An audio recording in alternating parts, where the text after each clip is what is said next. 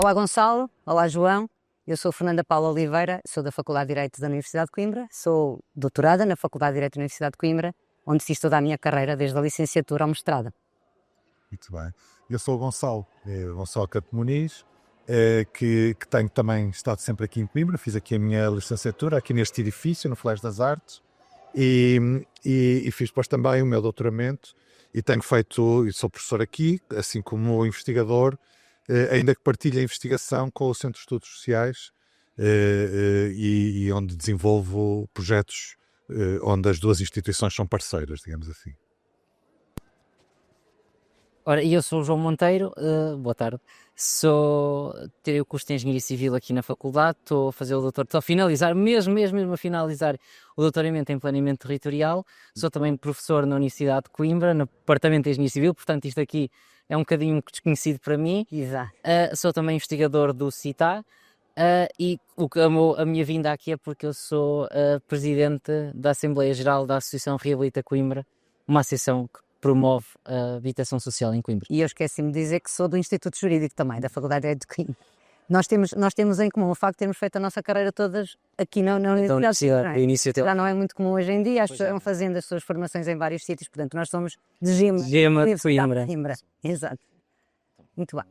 Não sei, agora se calhar ia-me falando um pouco sobre aquilo que nos traz aqui. Eu acho que se calhar falava no fim, não? Eu faço o enquadramento, o embrulho das questões, que são as questões mais legais. Então eu posso começar mais pela dimensão pública da habitação, que era também um pouco isso que me tinham pedido, e do meu interesse pela habitação. Eu tenho trabalhado fundamentalmente, mais recentemente, sobre os problemas da habitação social, ainda que anteriormente me dedicasse mais à história da habitação e da construção da habitação coletiva, mas nos últimos anos tenho trabalhado sobre a habitação social. Porquê?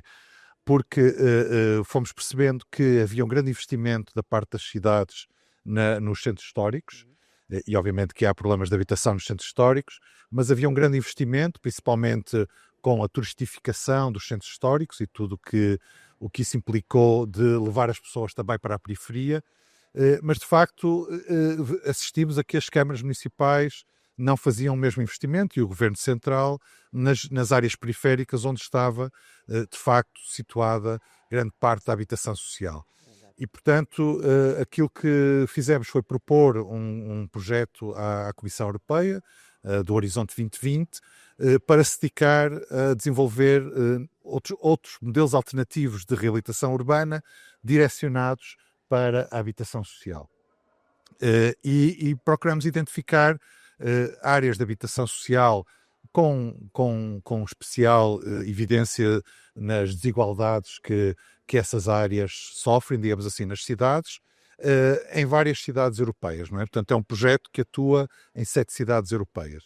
E em todas identificamos esse padrão da habitação social localizada, principalmente a partir dos anos 50, 60, com o chamado pós-guerra, nas periferias da cidade, que eram áreas fundamentalmente agrícolas, não é?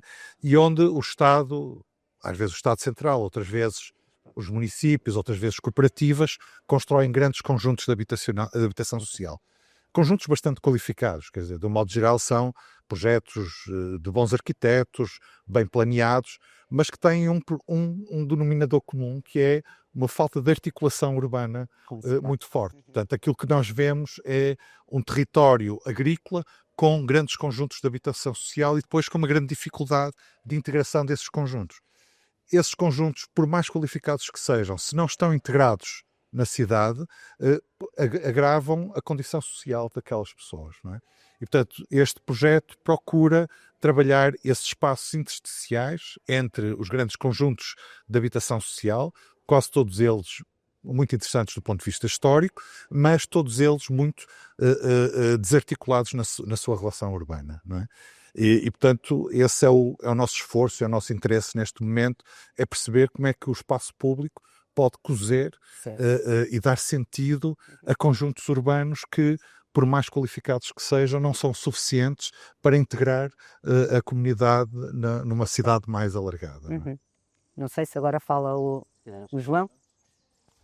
Portanto, eu venho aqui falar um bocadinho do projeto Reabilita Coimbra, que agora entramos para a parte do privado, ou seja, O objetivo da nossa associação é, no fundo, reabilitar casas e instituições de pessoas e instituições que não têm hipótese de o fazer, e a pobreza habitacional em Coimbra é realmente está muito escondida e às vezes existe em sítios que nós não imaginamos ter, por exemplo, São do Bispo, que é uma zona que agora está a ter muita construção, a pessoa não imagina que existe lá muitas pessoas a necessitar de ajuda. E uma das dificuldades que nós temos como associação, que acho que é importante trazer para aqui para a mesa de discussão, é realmente a integração com todos os parceiros e a própria Câmara Municipal e todo o ambiente urbano existente. Portanto, nós trabalhamos dentro das casas das pessoas, nem sempre é fácil sinalizar pessoas, ou seja, tem que haver gente que entra dentro das casas das pessoas que nos possa sinalizar, existe aquela casa ali em sítio que necessita de ajuda para nós podermos realmente fazermos alguma coisa. E depois, uma das dificuldades, não é tanto dificuldades nossa, mas a realidade que existe em Portugal é que muitas das pessoas em dificuldade e com habitação a necessitar realmente ajuda são casas alugadas. Ou seja, que nós não conseguimos ajudar porque não podemos estar a reabilitar casas com as pessoas lá dentro. nem é com as pessoas lá dentro, é pessoas que necessitam da nossa ajuda, mas não podemos estar a reabilitar casa dos donos que não vivem lá e dos senhorios.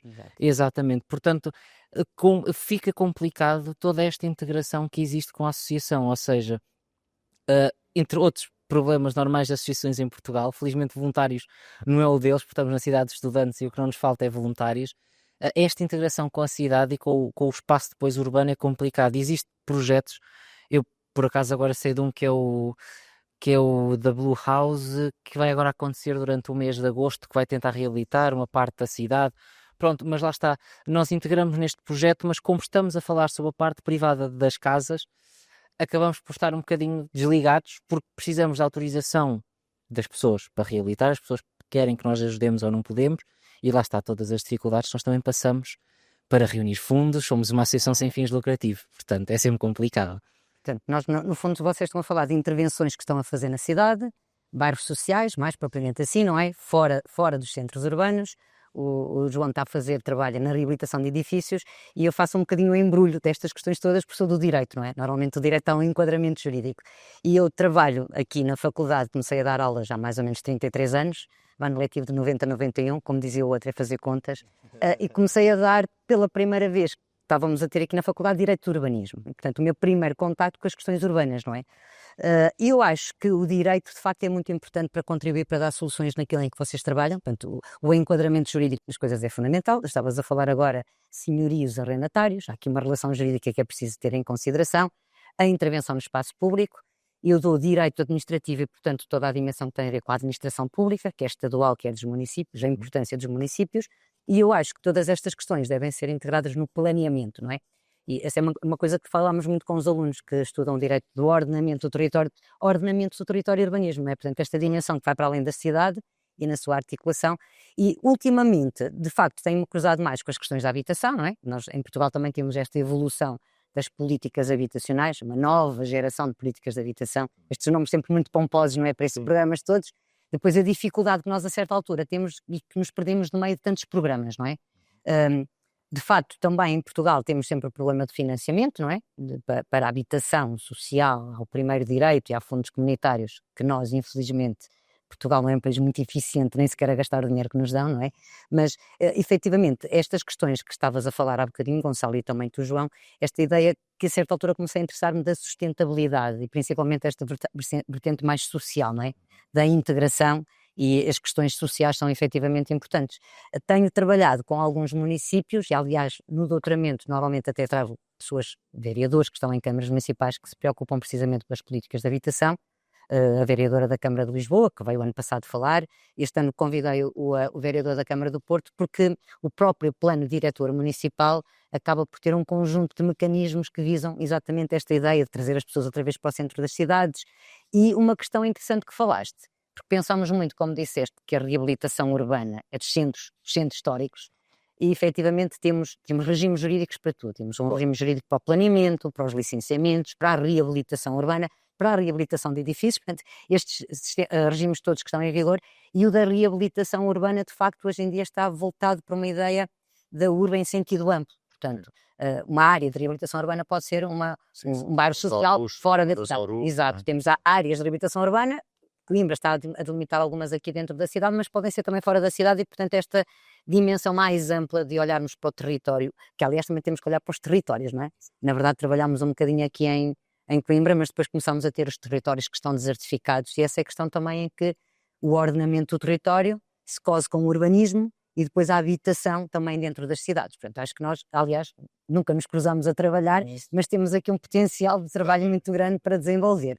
O facto do planeamento hoje ter uma preocupação com as áreas de reabilitação periféricas. Exato, exato. Muitas vezes chamamos suburbanas, e de facto é uma realidade, quer dizer, nas cidades onde nós estamos a intervir, estas áreas estão já dentro do quadro das chamadas operações de reabilitação urbana, não é? Mas de facto, uma coisa é haver uma regulamentação, outra coisa é haver um investimento. Exato, é isso. Não é? É haver um investimento, principalmente num momento em que há um grande investimento privado nos centros históricos, não é? E que obviamente aos municípios interessa porque também são receitas e de facto houve um contributo enorme nas nossas cidades para a reabilitação do edificado e do espaço público à custa do turismo, não é? Com tudo o que isso provoca de gentrificação, mas também provavelmente sem os privados não era possível termos a qualidade de espaço urbano que temos hoje nos centros, não é? Agora a questão é como é que nós conseguimos trazer essa qualidade para as periferias, com todos os desafios que a periferia tem, não é? Porque obviamente que o espaço não está tão conformado, não é? Não há um interesse dos privados na periferia como há no centro, não é?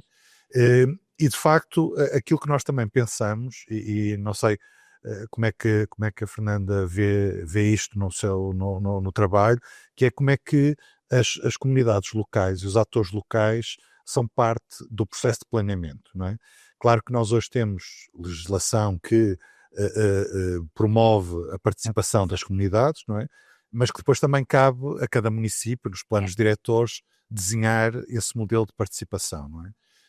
Este projeto que nós coordenamos, que se chama Urbinat, para fazer aqui um bocadinho de publicidade, tenta que os cidadãos façam parte do processo de reabilitação desde o primeiro momento, inclusivamente das áreas onde vamos intervir. Portanto, é um projeto de investigação, mas também de ação. Nós acabamos agora de construir todos os espaços públicos que nos tínhamos proposto, no Porto também, na zona de Campanhã, e é muito interessante, foi muito interessante envolver a comunidade local, não só os cidadãos, mas principalmente as associações, as instituições locais, as próprias juntas de freguesia, neste processo de reabilitação que normalmente é controlado pelo município. Exato. Não é? E como é que o município tem instrumentos para abrir este espaço de discussão e de desenho e de pensar a cidade a uma comunidade mais alargada que normalmente apenas é convidada a ser informada, a eventualmente a fazer alguma proposta, mas não a ser parte do processo. Não é?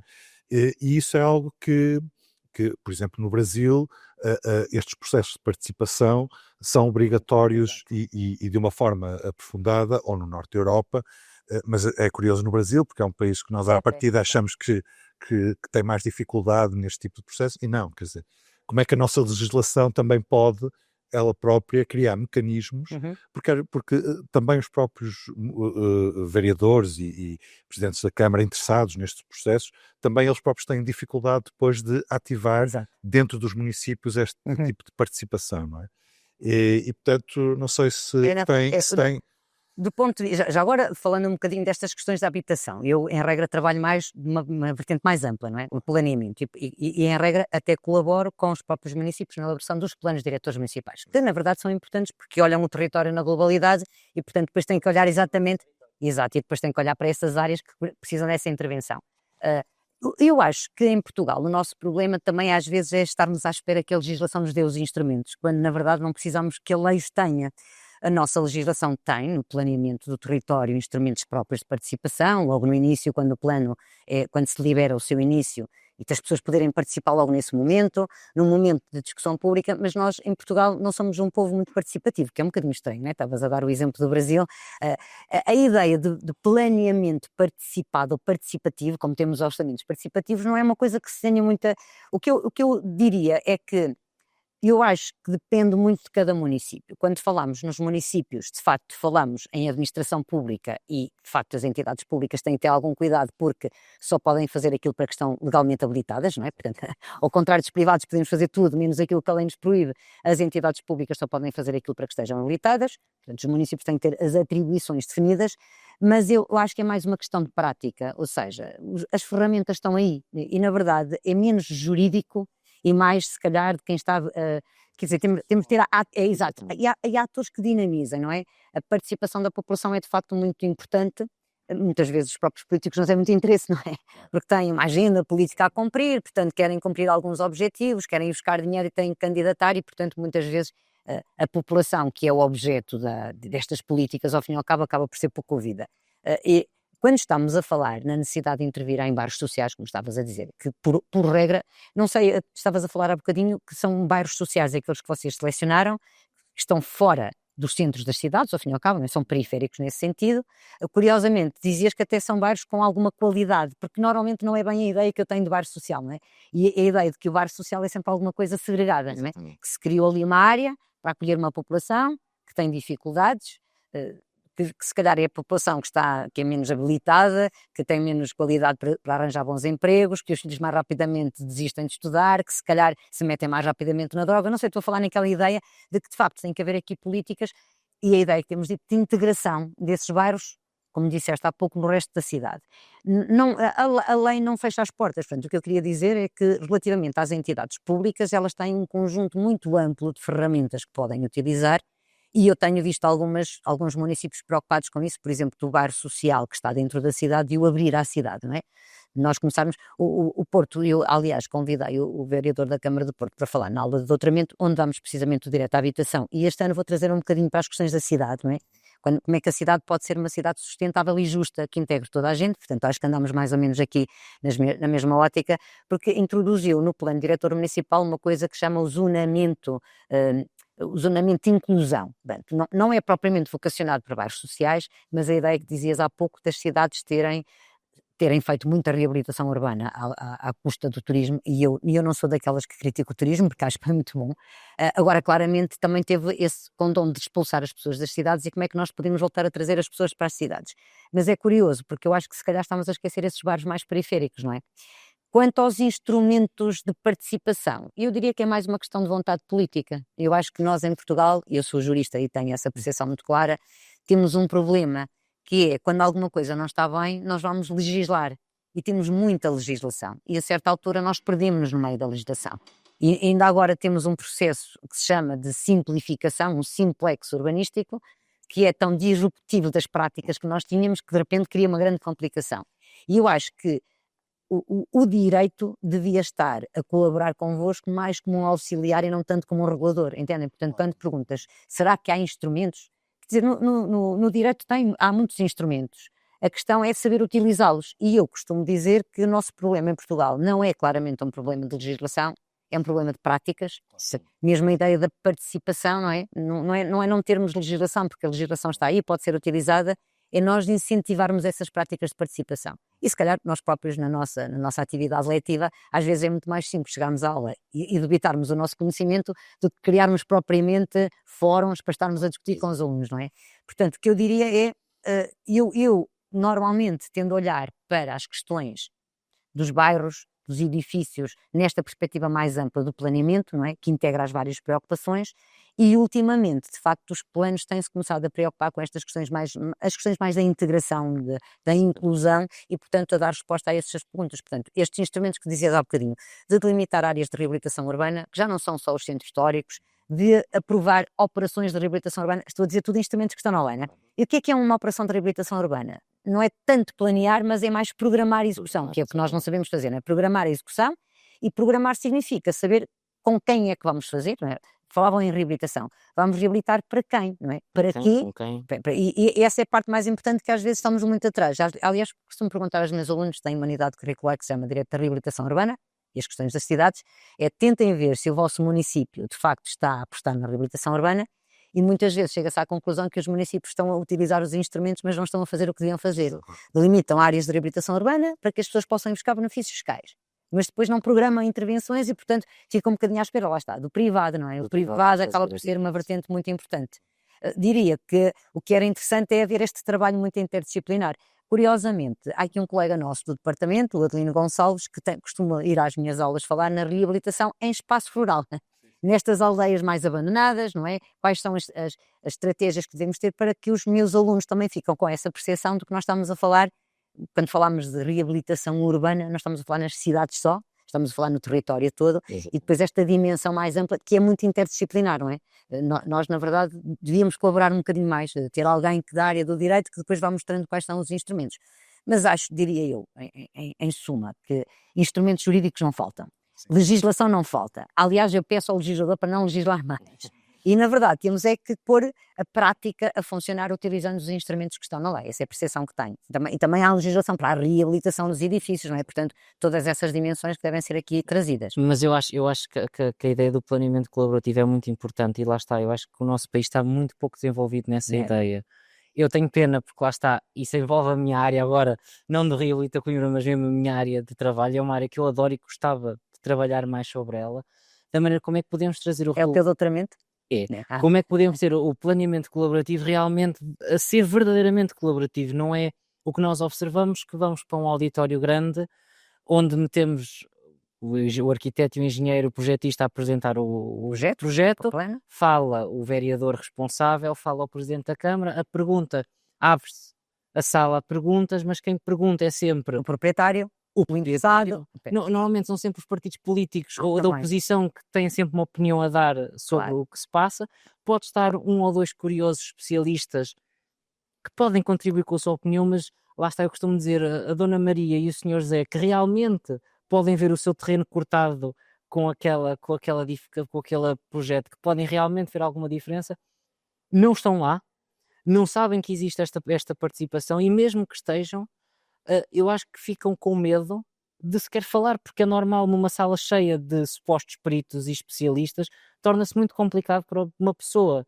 Tem medo de dizer que isto a mim incomoda-me porque vai-me tapar o sol e pode pensar que está a dizer uma barbaridade e que as pessoas desvão. Uma pergunta, mas normalmente tu vês que, por exemplo, as associações não governamentais participam muito? Muitas vezes mais ligadas ao ambiente. Mais ligadas ao ambiente. Mais ligadas ao ambiente, não é? Mas mesmo assim acaba por ser complicado, ou seja, o tempo de antena, de pergunta ou da verdadeira participação pública é tomado por pessoas que se calhar não são as realmente quem... É curioso porque eu tenho trabalhado em alguns projetos em África, lá é tudo ao contrário, certo? Lá há ocupação informal e, portanto, o plano vai atrás da realidade e não primeiro planeia-se e depois ocupa-se. A participação das pessoas é muito, muito maior, porque as pessoas sentem que aquilo vai tocar na pele, não é? Tenho a minha casa aqui, se calhar aqui não, porque é uma zona de risco, vai ter que mudar, e portanto, acaba por ser muito curioso que efetivamente essa ideia que estás a transmitir de que nós fazemos muito uma participação audição, não é? E portanto, aquela participação concertação, eu tenho algumas experiências, curiosamente, desculpa cortar-te a palavra, tem a ver, não com planear, mas depois com a execução. Nós temos alguns instrumentos na lei, unidades de execução, que pressupõem delimitar uma área e dizer os proprietários que estão nesta área vão ter que executar um projeto. Projeto que cria o espaço verde para a cidade, ou equipamento, e como são os próprios proprietários que vão ser envolvidos, vão ter que fazer o projeto, vão ter que entrar com investimento, depois Aí é muito curioso, nas experiências que eu participei, nós próprios temos alguma dificuldade estavas a dizer, nessa intervenção mais colaborativa, de nós conseguirmos ter uma linguagem que consiga convencer as pessoas a associar-se. Não é? É curioso, porque as pessoas normalmente não se associam muito. Não. E eu lembro-me de participar uma vez numa situação dessas, em que são as pessoas, como estavas a dizer, que têm o seu interesse próprio, que a certa altura torna-se curioso, porque as pessoas estão mesmo ali a defender a sua... E nós percebemos, eu a certa altura disse expropriação, né? Porque quem não quiser entrar pode ser expropriado, e de repente a senhora ficou zangadíssima comigo, e a gente percebe que de facto esta ideia que estavas a dizer, de nós fomentarmos estes procedimentos mais participativos, nós próprios não estamos muito preparados. Também há técnicas que nós devemos aprender, não é? Não sei se vocês na tua área, se estás a fazer doutoramento sobre isso. Sim, eu acho que a técnica não é ir ter com as pessoas, ou seja, além de haver vontade política, a vontade política tem que ir às pessoas, ou seja, temos que ir às juntas de freguesia, temos que ir aos centros recreativos, temos que ir ter com as pessoas. Porque não podemos, eu percebo que o poder político assim o espera, mas o poder político e a decisão tem que ir à porta das pessoas, porque há muitas pessoas que não se podem simplesmente mover àquelas horas para ir tratar destes assuntos. Então é preciso ir ter com as pessoas, falar com as pessoas, mas falar de forma informal, ou seja, Não é fazer uma apresentação, é estarmos todos na mesma sala. Eu acho que até agora há pouco tempo houve uma coisa muito semelhante cá em Coimbra, finalmente se uma coisa desse género, que não foi organizada pela Câmara de Coimbra, mas meter uma planta, meter uma maquete, as pessoas andam à volta com um marcador, com uma caneta, pintam, falam diretamente um a um e podem partilhar de forma mais fácil a opinião delas, sem terem aquele receio de serem julgadas ou estarem num espaço que não é acolhedor. Se for no centro recreativo ou na junta de freguesia onde tipicamente estão habituadas a ir, estão mais à vontade. Se tiverem que ir a um auditório, numa câmara do outro lado da cidade, no centro, no município, tudo isso inibe a pessoa de falar e acho que prejudica imenso o nosso planeamento. Só uma pergunta, porque estamos a falar aqui um bocadinho também na área da habitação, não é? Vocês, nos trabalhos que estão a desenvolver, têm-se cruzado com estas novas ferramentas das estratégias locais de habitação, das cartas municipais de habitação, por exemplo, esses bairros sociais onde há intervenção, estão integrados nessas? Porque agora também temos essas ferramentas, certo? Porque depois é outra coisa curiosa, temos tantas ferramentas que eu saiba, não há uma obrigação de uma participação da população na sua elaboração, não é? Uma carta municipal de habitação que detecta as necessidades habitacionais naquele concelho, que procura respostas, e eu nem sei bem qual é a diferença da estratégia local de habitação. Acho que a estratégia local de habitação é até mais uma ferramenta para ir buscar dinheiro, não é? Para candidatar, mas que também são ferramentas que nós devíamos articular com estas, mas não sei se algum dos bairros que estás a trabalhar, ou em alguma área que estás a trabalhar, se estas intervenções estão integradas numa estratégia local de habitação ou numa carta municipal de habitação. Não tenho ideia, não. Sei que os municípios têm estado a aprovar, não é? Sim, os municípios estão, mas nós de facto não estamos a trabalhar diretamente com isso. Na verdade, o projeto até foi ganhando diversas formas nos vários municípios. E, por exemplo, no Porto, aquilo que foi decidido com os parceiros locais foi de não intervir nos edifícios habitacionais, nos conjuntos habitacionais, porque o Porto está a fazer um trabalho bastante significativo. Aliás, tem mesmo uma empresa municipal. Sim, tem uma empresa municipal e tem uma estratégia de reabilitação dos edifícios e de reabilitação do espaço público, do espaço exterior dos edifícios, mas não deste espaço de articulação, não é? E portanto, quando os cidadãos nas primeiras caminhadas que nós fizemos no território, portanto, o nosso primeiro convite foi para percorrermos junto do território. É uma técnica engraçada. Percorrer junto e olhar para os problemas, não é? Eles disseram, não, o município já está a intervir nos bairros, vamos intervir entre os bairros, não é? A articulação. Na articulação entre esses espaços. E, portanto, a grande estratégia é, de facto, criar mecanismos para que as pessoas sejam ouvidas desde o primeiro momento. Não quando os planos já estão feitos, porque aí é muito difícil comentar um documento técnico, mas iniciar o processo por ouvir as pessoas. O que é importante para elas, o que é que lhes interessa, quais são os seus sonhos, quais são os seus desafios diários, não é? E aqui, claro, que obriga ao mapeamento de quem são os atores locais que faz sentido serem ouvidos, não é? E criar pontos de aquilo que nós chamamos de laboratórios vivos, ou seja, que os projetos não são desenvolvidos nos gabinetes técnicos, mas são desenvolvidos no espaço onde as coisas estão a acontecer, não é? E, por exemplo, as escolas são um parceiro extremamente importante, não só porque trabalhamos com jovens, mas porque trabalhamos com as famílias dos jovens, não é? E porque as escolas também são facilmente apropriadas pela comunidade. Se nós marcarmos uma reunião numa escola, é um espaço muito mais acolhedor do que numa junta de freguesia ou num espaço camarário, não é? E, portanto, este trabalho de mapear quem são os atores locais, quem são as pessoas que estão interessadas, ou quem são as pessoas que não são ouvidas normalmente, e desde o momento inicial, onde se faz o diagnóstico, eles estão presentes, não é? E no nosso caso, eles estiveram presentes ao longo de 6 anos, é impressionante, não só o diagnóstico, o projeto, a implementação, fizeram parte da implementação e agora estão a fazer a monitorização. O que é que fizeram para essa interligação entre os bairros? Agora tenho curiosidade. Quer dizer, o primeiro momento é um momento de propostas no âmbito daquilo que nós denominamos das soluções baseadas na natureza. Certo, também tem que haver uma articulação com a natureza, certo. Mas o que as pessoas também nos disseram é que a natureza não está desligada das questões sociais. Certo. E, portanto, as soluções passaram a ser baseadas na natureza e na natureza humana, digamos assim. Ou seja, é necessário requalificar o espaço público dotando de uma infraestrutura verde, mas também que essa infraestrutura verde seja apropriada pela comunidade, certo. Não só como um espaço de lazer, mas como um espaço de atividade desportiva, educacional, cultural, da economia solidária. Exato. E, portanto, em todas as cidades, curiosamente, todas as comunidades trouxeram propostas dentro destes vários âmbitos. E vocês estão a implementar? E depois integramos tudo isso num desenho, que genericamente é um parque, acabou por se conformar como um parque, em que este parque tem espaços vocacionados para cada um destes atores e eles estão a usá-los para as suas atividades. Portanto, não é só um parque, quer dizer, num primeiro momento é uma estrutura verde, Claro. mas é uma estrutura verde que está associada a um uso por parte da comunidade.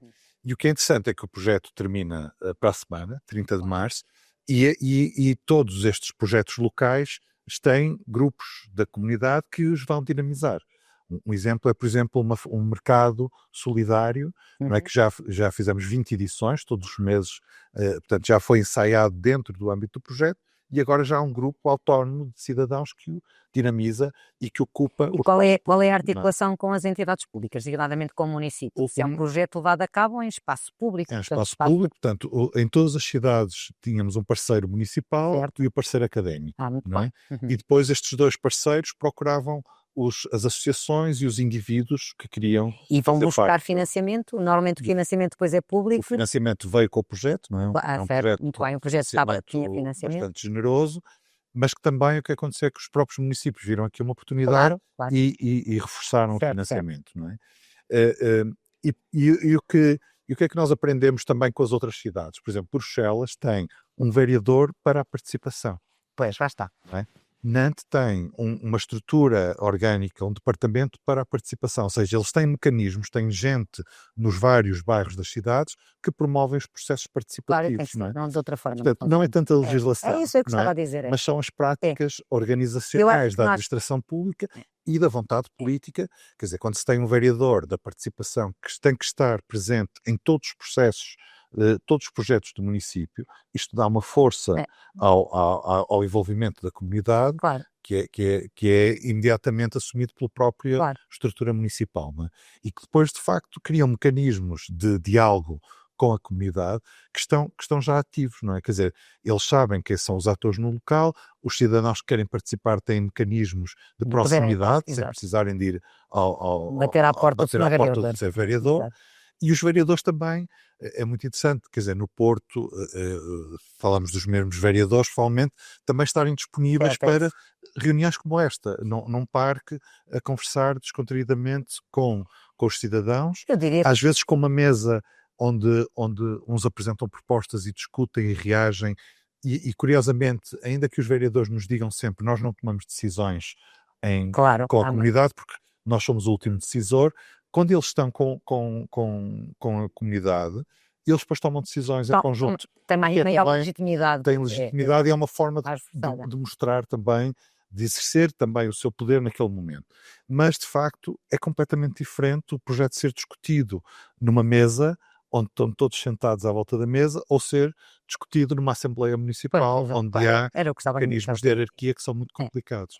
Eu acho que às vezes há uma visão um bocadinho estranha do que é legislação, porque o jurista é sempre visto com aquele que vai criar as entropias todas, não é? Porque há aquele limite. E eu costumo dizer que nós normalmente temos os instrumentos para dizer assim, não, vocês podem ir para ali, porque não há entraves, não é? Agora, como eu estava a dizer, uma coisa é a força da lei. Na nossa legislação, se for vista à risca, e se nós seguirmos exatamente os passos que lá estão, não chega a ser colaborativa. Portanto, há momentos pensados para a participação, os atores públicos dão cumprimento a esse dever, mais no sentido de ouvir do que propriamente de haver uma colaboração, e pronto, e todos... Legitimar...